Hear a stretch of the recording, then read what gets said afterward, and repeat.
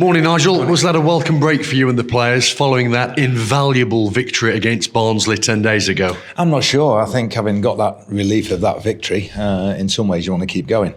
But there's nothing we can do about it. The game was called off. So we used it for a mental break more than anything. It's been a pretty tough 10 weeks or since January where not winning a game leads to a not exactly harmonious atmosphere around the place at times, because you don't want it to be as well around the training ground.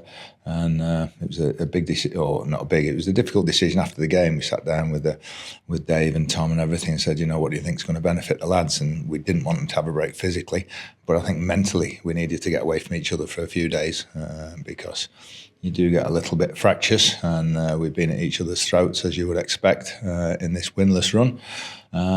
So I think it was good. The lads all got programmes to do to tick over those who've been playing. The injured lads were in, obviously, as normal. But I think mentally it's done everybody good. Have the players come back with a spring in their step? Yeah, they have. They always do, as I say, and they have been given things to do while they've been away. It gives the pitchers a chance to recover as well after, a tough winter and everything. So all round, and it gives us, I think, a focus on the last 9 games as well. Because although we've got that much needed victory, we're by far from safe yet. You said in your first answer you've been at each other's throats. Have there been some heated debates then internally? Yeah, there's bound to be, after games with the frustration. It's frustration as much as anything when you're not winning games. And we know that we deserve to win a few and maybe draw a few that we'd lost. And that's the root cause of it. But I say you don't want everything to be placid and nice when you're losing games or not winning. We need a little bit of fire and a little bit of honesty as well, which has been hopefully always there, but comes out in different ways in the last few weeks. In the last 10 days as well, it's given you the opportunity to rearrange those games. Yeah, we've had a few. When you think 9 to go, all of a sudden we've got three or four rearranged. Yeah, the Orient one's put in. We've had to move the Birmingham one back to the Sunday because they're playing Tuesday, Thursday. They're struggling with their fixtures. Then pushes the Peterborough one back. But at least we know finally where we are in the last 6 weeks or whatever, and we can plan accordingly. And we still get that free weekend as well. Just so unfortunate the way it landed with Peterborough doing so well and getting to Wembley. And of course, that was the game we should have played them that weekend. So we have a free weekend amidst it all as well. How do you preview the last 9? Important. We don't want it going to the last few, so I think the next 4 really before the little weekend break, absolutely vital for us to get something from those 4. We've lost 1 out of 5, and I know the run's been terrible before that, but generally we've lost 1 game out of 5.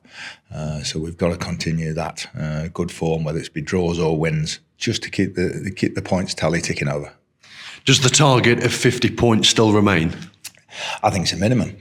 I think the way that Burton are picking up points, Crawley won on Saturday, Cambridge were 2 minutes from winning at Barnsley. I don't think you can be safe with anything until you're mathematically safe, and that's our aim. Let's speak about players who's still receiving treatment. Well, quite a few. Where do we start? Obviously, the long-termers with Fraser, Rees and Lee Gregory. They're all at differing early stages of their rehabilitation. I'm just trying to think. George Maris is coming on quite well with his Achilles, still a little bit sore. He tried it last week, and it was not good enough to train. Dom, Dwyer, and Elliott are coming on well. They're on the grass this week. Did a lot of one-to-one stuff last week, so we're hoping they might join in at some point and see how they are. Anybody else? You'll have to. George Williams got a couple of knocks still from the games he played 10 days ago or whatever. So I lose track. Honestly, you lose track of them. There's a couple missing training this morning. Just we sort of, trained yesterday and then didn't want them training 3 days on the spin. People like Deji, Bailey Cargill coming back from his calf as well. So we just got to wrap them up in cotton wool as much as we can in the last 6 weeks. Any first-team players likely to get some minutes today at Wrexham in the reserves? No, we can't really risk anybody, and Ben Quinn's going. Apart from that, no, there's nobody available. Bristol Rovers then on Saturday. What do you make to their season?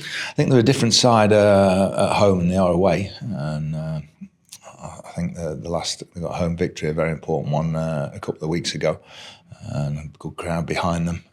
So it will be a good challenge for us. I think they were disappointed with their defeat on Saturday at Crawley and the manner of it, from what I read. So be a nice challenge. Just want us to go and play, relax as much as we can, and get something from the game. You're right, there is a stark contrast between Rovers' home form and away. Do they tend to play differently at home? I think when the crowd get behind them, I think they're more sort of in people's faces and everything. And although one of the few victories probably they have had on the road was at our place a few months ago. So when another game which we could have had and should have had something from. So it'd be nice to avenge that in some ways. It was such a priceless win, wasn't it, that victory against Barnsley? How can you now endeavour to take that into the last 9, starting with Bristol Rovers on Saturday? Well, we didn't do a lot different, in the Barnsley game to what we've been doing in previous games. We just said after the game, for the first time in 10 weeks, something broke for us in the penalty area in the 90th minute, and it's a cross in from Maka. Lucas has put it back in there, and Deji's taken a touch as well, which is important. Instead of snatching at it, he's just taken that touch and then put it away in the bottom corner, and it was no more than we deserved over the course of the game. I think Matty, our analyst, was saying, we had 39 touches in the opposition penalty area compared to 10 by Barnsley. So that suggests that we were on top. Disappointed with the goal we conceded. I suppose good from their point of view, the way they moved it, but they shouldn't have got out as easily from the throw-in. But over the course of the game, I thought we played well and did enough, as we have done in quite a few of the other games. We didn't, apart from the goal, which was... So we didn't make any daft mistakes as well in the game. Barnsley had to work hard for the chances. And if any team deserved a break after 10 weeks, it was us.